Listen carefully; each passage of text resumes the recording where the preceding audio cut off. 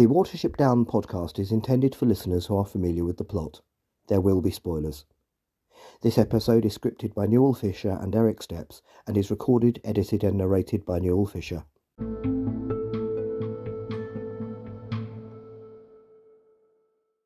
Hello, and welcome to the Watership Down podcast episode 153, in which we'll be looking at season 3, episode 1 of the TV series, and episode 27 of the series overall, The Last Battle. I had hoped for my long-term plans to film a winter site visit for this episode after my 2 episodes on Ephrata between seasons 1 and 2. However, the care situation at home has changed in a way that has made this impractical, for which I can only apologise. So instead we will press on with season 3. First though, last week I put out an appeal on the YouTube channel for any contributions to last week's episode, and then missed the one I got from Erik Steps, again, for which I apologise. I really must keep a closer eye on the YouTube comments. Erik has an interesting position compared to me when it comes to the Watership Down TV series, and his comments here will provide a useful reminder about the first 2 seasons before we actually get into season 3. He watched it when it was first broadcast in Germany in 2000 at age 11. It seems the TV series was very heavily marketed in Germany, more so than in the UK. Having become a fan of Watership Down after watching the TV series, Erik now feels free to be critical of it. To that extent, his views have been very grounding for me. Because my experience of the TV series is entirely different. When it was first broadcast, I was in my 30s and had no awareness of it whatsoever. Making a podcast about a TV series in this much detail means that you have to allow yourself to be drawn into a kind of gentle Stockholm syndrome by it, where you can be far too forgiving at its worst aspects. So Erik's comments are quite irrelevant at this point, as we go into the season that moved furthest away from the original story. Quote, I would say this for the first 2 seasons after rewatching them. The series feels like a rather clumsy attempt to correct the mistake from 1978, aiming Watership Down at a younger audience without traumatising them. There is little in the series which can traumatise children, that is true. On the other hand, the series is not able to really catch the charm of the novel and the original movie. The plot is poorly adapted and very quickly loses any resemblance. Instead, we are getting fillers en masse and a Disneyfication of the rabbits. Drastic changes of the series, like making Blackberry a female rabbit and adding with Hannah the Mouse another major female character, are nice ideas to represent females more in the story, something for which Adam's novel was always criticised. Unfortunately, the series doesn't know what to do with these characters. Blackberry is getting in the first season all the tricks and ideas her male counterpart in the book and movie already has, and is from then on nothing more than an extra. Until the last episode of season 2, she barely appears or has any meaningful dialogue. And Hannah, on the other hand, feels too much like a sidekick of Kihar, but she at least has some moments to shine, for example when she infiltrates Ephrata. The major plot point of the series, the conflict with Ephrata, is done poorly. Hazel and Woundwort meet already on even terms as chief rabbits in episode 5, berefting the series of one of its greatest moments in book and movie. And then Ephrata is dumbed down for the rest of the series. Or can someone tell me why such a highly organised warrant that is specialised on long journeys and tracking is not able to find Watership Down for what must be over a year, and even then has to rely on luck? Without a second season, the last 2 or 3 episodes of season 1 could have been easily the siege of Watership Down, and given the series a satisfying ending. On the other hand, is Ephrata much more fleshed out in the series than it was in the movie? Woundwort's tragic backstory is addressed. He has moments where he shows rabbitry, can you call it that, and is not just a bloodthirsty tyrant who wants to destroy.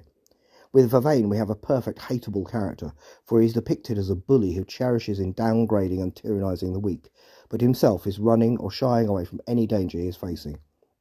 And then there is Campion, who is by far the best character in this series, a brave and loyal captain with a lot of skills who is getting in the uncomfortable position where he wants to help the Watership Down rabbits to survive, but also doesn't want to be disloyal to his chief Woundwort. If I'm honest, I would have liked season 2 much more if they would have given us more Campion-only episodes, instead of all these boring and needless fillers that are completely forgettable the moment you saw the end credits. So in the end, we have a mess of a series with a lot of continuity errors and mainly the same characters always in focus.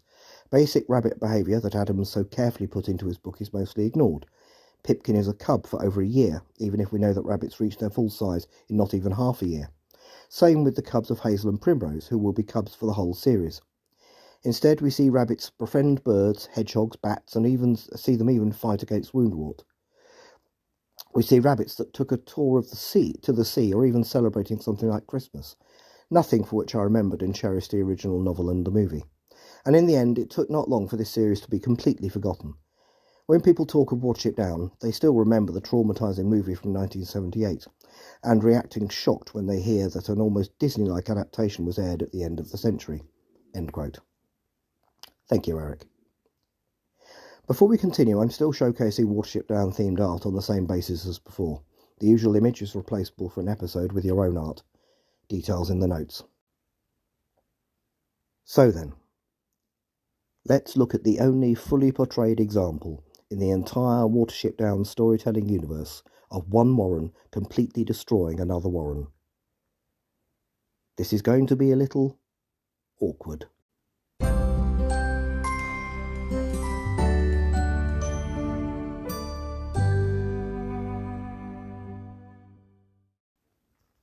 TV series Season 3, Episode 1, The Last Battle.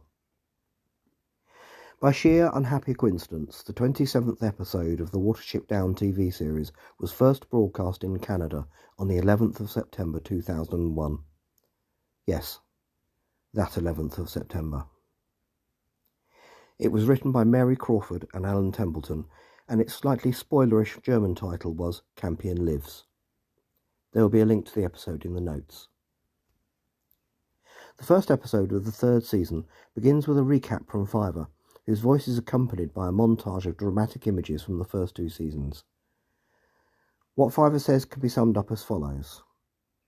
The rabbits of Watership Down have been through a lot to find their home in the high hills, but Woundwort is determined to destroy the peace they have found.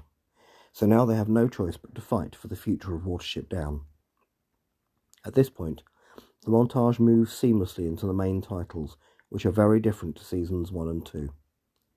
Gone is the calm, almost pastoral music. Instead, we hear a dramatic orchestral piece, which is accompanied by dramatic shots from season 3, which seem to mainly consist of rabbits being angry or scared, as well as quite a bit of fire. We also catch a glimpse of what can only be the Black Rabbit of Inlay. The titles end calmly with a shot of the tree on Watership Down at sunset, and the words Watership Down in a harsher font than before. We know straight away that this series is going to be very different. It turns out that the rock the rabbits of Watership Down used to seal the tunnel that Campion was trapped under has caused a general collapse in the entire tunnel system, even though there was no indication of this at the end of the last episode. Woundwort and his Owsler, having been forced to abandon the attack on Watership Down, are now running for their lives. Vervain manages to get himself trapped within a ring of stalactites that fall from the cave roof, and Woundwort has to turn back to get him out. As the cave collapse reaches its height, Woundwort and Vervain are washed out of the formerly secret entrance by a wave of water in the underground stream, ending up on the further bank of the stream it runs into, supposedly part of the River Test. The Ephrath and Owsler are in a bad way. Woundwort tells Captain Moss to report. Moss informs Woundwort that they have lost over half the troop, along with Captain Campion. Woundwort says he gave his life for him. Vervain tries to remind Woundwort that Campion betrayed Ephrath, but Woundwort is having none of it. Campion's name will be legend. As for Hazel and his outsiders, they will suffer for what they have done. Woundwort swears revenge, presumably on top of the revenge he already swore in season 1. Back in the caves, Hazel is saying to Bigwig and Fiverr that Campion's sacrifice has to mean something. Bigwig suggests taking the war to Ephrath. Hazel agrees, calling it the war to end all wars. They will attack Ephrath while they are still recovering from what has just happened. Fiverr is looking nervous. He says he doesn't think Campion is gone. Hazel reassures him that Campion will be alive in their hearts, but they now have to gather an army. As they leave, we see the collapsed rocks shift slightly. Back at Ephrath, Moss, newly promoted to captain, is talking to a doe named Heather, who is a new character with a Welsh accent and an attitude. This accent is because she was captured from another warren, it seems. Captain Moss asks Heather if she would go back to her old warren if she could escape. Heather asks him to clarify. Moss replies by asking her if someone were to lead a resistance movement in Ephrata, would she be interested in joining? Well, this is new. Previously, Moss has been fiercely loyal to Woundwort, but it seems the loss of over half his comrades has got him thinking. They are interrupted by a rant from Woundwort as he shouts from the main warren that he has not been defeated and never will be defeated. He orders his captains to assemble. Moss says he has to go, but they will speak further. Another Owsla member orders Heather to line up with her mark. Back on Warship Down, Hazel is asking Pipkin to find Darkling and Tassel and ask them if the bats and squirrels will stand with them. Hannah and Kihar also ask Drumlin the Mole if his tribe will help with digging. Bigwig adds that they will also need Bark the Badger's help. A slightly scared Fiver says he will go and see her. Blackberry, amused, offers to go with him. Just a quick question. What reason do these other creatures have to help Warship Down? I know the rabbits of the Down have cultivated relationships with them, but you'll see no evidence whatsoever that Ephrata is any kind of threat to anyone besides other rabbits and Lil. I'm probably overthinking this. Back at Ephrata, Woundwort is working his way through his conflicted emotions in front of his captains. As soon as Vervain reinforces Woundwort's statement that he can never be defeated, Woundwort jumps off his podium and asks him what happened in the caves. They ran like mice from a cat. Vervain tries saying that Campion betrayed them and turned away from Woundwort's glorious light. Woundwort aggressively calls him a liar. Campion's heart was true. There was no defeat. Ephrata won the battle. As soon as one of his captains agrees with him, he shouts that they are all weak, cowardly liars. They lost. Woundwort tells them all to fight him and attacks his own Owsla to show them he is unbeatable. As they try to fight back, Moss, grim-faced, backs away into the shadows. Like megalomaniacs down the ages, Woundwort blames their defeat on those around him, not on his own poor decisions. Fiver and Blackberry are back in the orchard and briefly discuss Blackberry's feelings about losing Campion. As soon as they meet Bark, she picks Fiver up and enthusiastically agrees to join the fight. She then carries her friend Fiver as they set off to Watership Down. He isn't happy about this. Blackberry giggles. Meanwhile, Pipkin has reached the cave where Darkling lives. Darkling says that war is bad. Pipkin agrees and says he knows this isn't their fight, but Darkling says Pipkin's fight is their fight. Hannah and Kihar arrive back on Watership Down to report that all the local wildlife are on their way. Bigwig says this will be glorious, but is rebuked by Hazel, who says there is nothing glorious about war. Bigwig concedes this, but says he just wishes Campion were here to see the end of Ephrata. Cut to the caves beneath Watership Down. The rocks shift again, and a mutilated Campion emerges. One of his ears is ripped in half, and one side of his face is scarred and has no fur, its eye bruised shut. Back at Ephrata, Woundwort announces that they will attack at dawn. He orders the army assembled. Vervain tries to point out two problems. They don't actually know where to attack, and there isn't much of an army left. Woundwort dismisses the first point as a detail, and says the slaves will have to fight, as well as the does and the young rabbits. That should work well. Moss looks on, concerned. Meanwhile, Heather is trying to get favours from an Owsla member. Moss sees and places him on report for consorting with slaves. Having got rid of him, Moss tells Heather about Woundwort's insane plan. They have to move fast. She is to gather everyone who wants to fight for their freedom. Heather asks why they should trust him. Moss held Campion in very high regard. Seeing how he defied Woundwort has clearly made him rethink his loyalties. Heather says they will stand with him. Moss says they will make their move at dawn. Back on Watership Down, the honeycomb is packed with wildlife. Broom complains to Primrose that they never involved other creatures in fights in his day.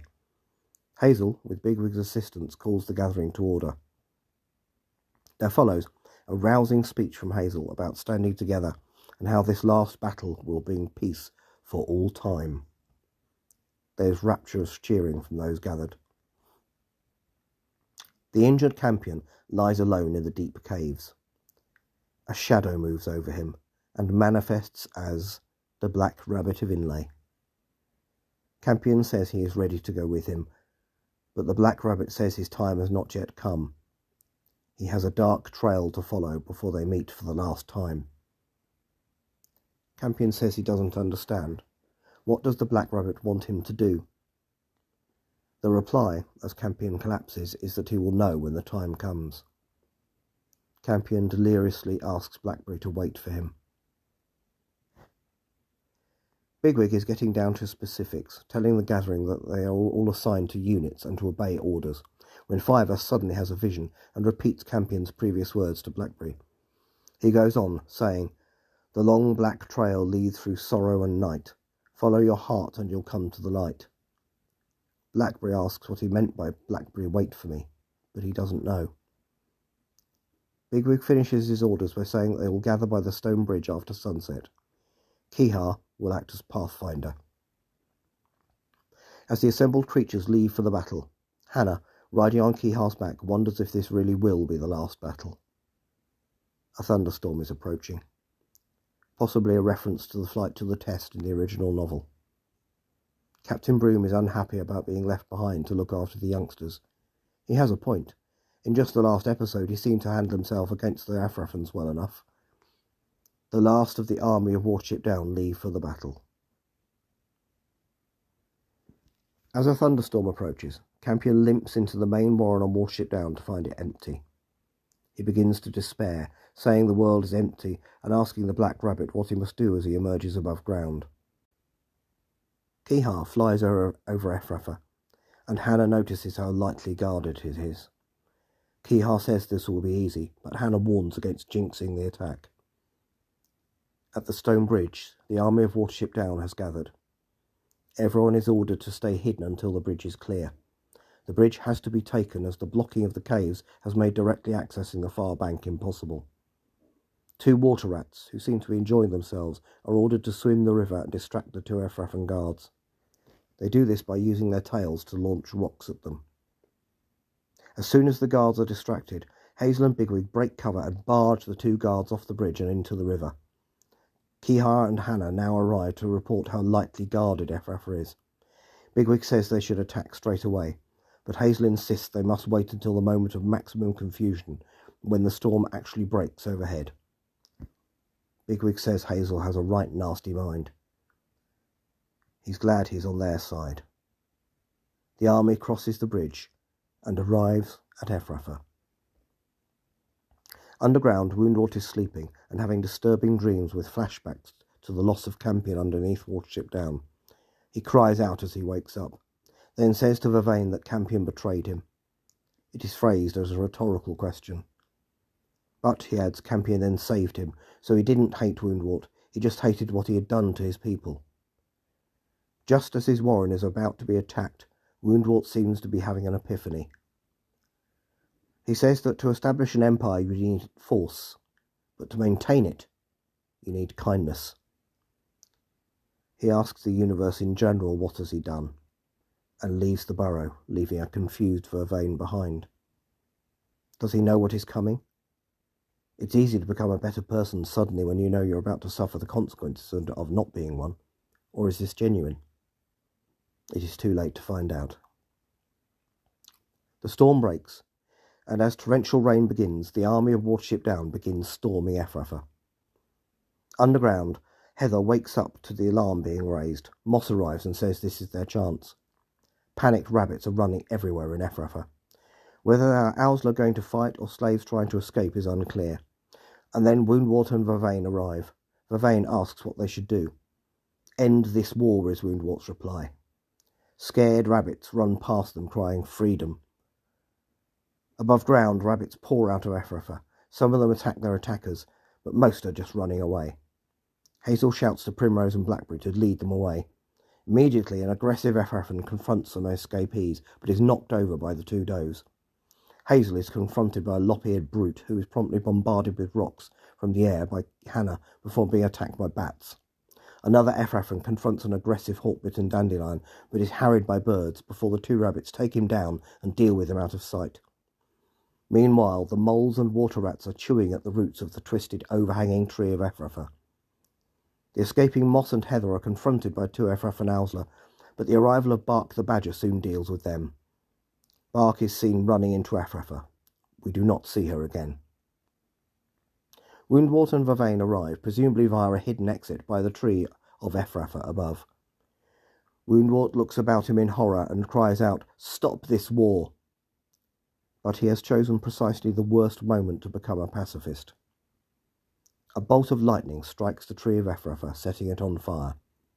The roots begin to lift, and as the ground itself cracks behind the tree, Woundwort falls into this fresh chasm, just about managing to cling onto its edge. Vervain cries out, "General," but this has always been a cry for help from him. Now that the general needs his help, he mutters, "Forgive me," and runs away. General Woundwort manages to haul himself out of the chasm, but there is a fresh lightning strike that opens up the ground even more. With a desperate cry, Woundwort has his Hans Gruber moment as he falls into the chasm at last and is buried by falling earth. The burning tree of Ephrafa falls. Ephrafa is destroyed. An Ephrafa fighter lands in front of the watching rabbits of Watership Down and bows to them. All the other remaining Ephrafa and Owsla follow suit. Fiver says, "It's over. We won." There is general cheering as the fallen tree of Ephrafa burns. It is the following morning now. Everyone has left the site of the former Ephrafa except for Hazel, Bigwig and Fiver, who sit surveying the site of the wrecked warren. Fiver says that he can't believe Woundwort is finally gone. His reign of terror is over. Hazel says he wishes there had been another way. Bigwig says there wasn't. They leave. We hear birdsong. It is a lovely sunny day. A paw emerges from the wreckage of Ephrafa, followed by the rest of Woundwort. The departing Fiver hesitates, looking back for a moment before continuing on his way. Woundwort hauls himself free and surveys his destroyed warren. His initial shock is replaced by anger. He addresses the world in general, saying, "If destruction be my legacy, then let it begin."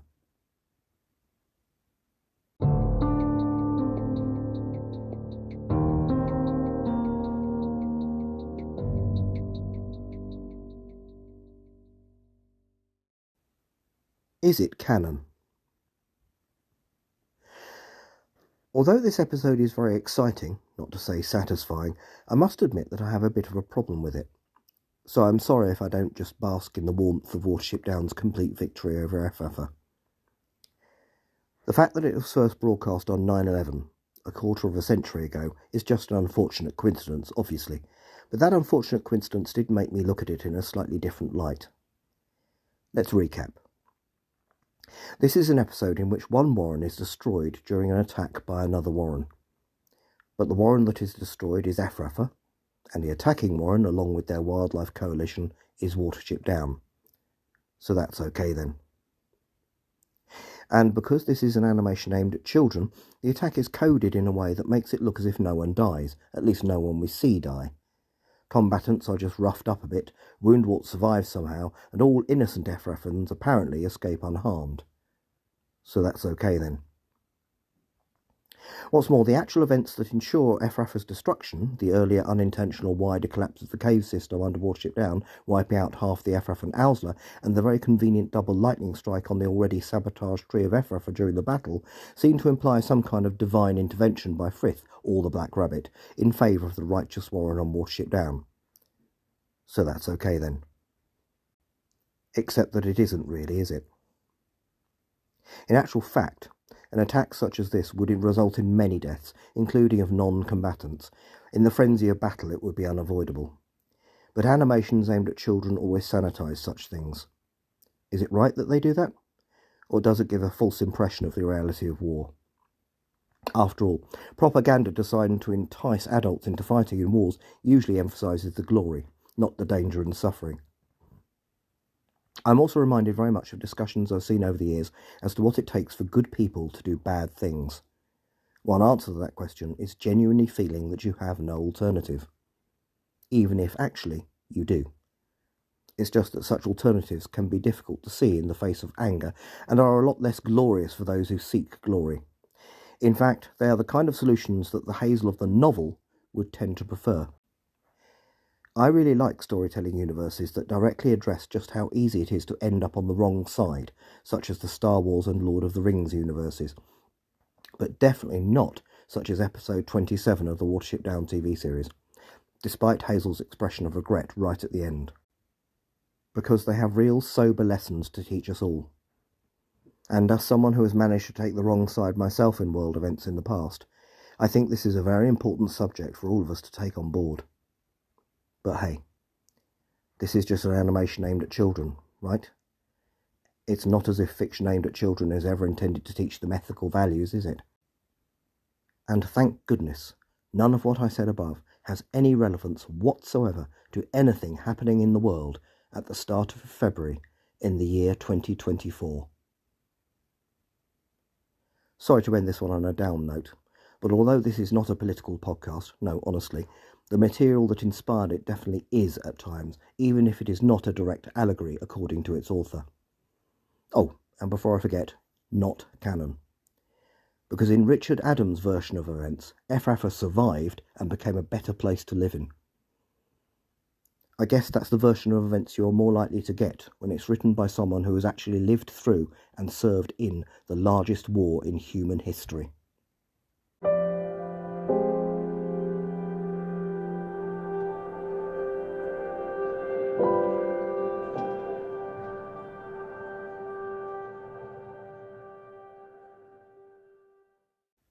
Next time, having won the war, the rabbits of Watership Down have to begin winning the peace.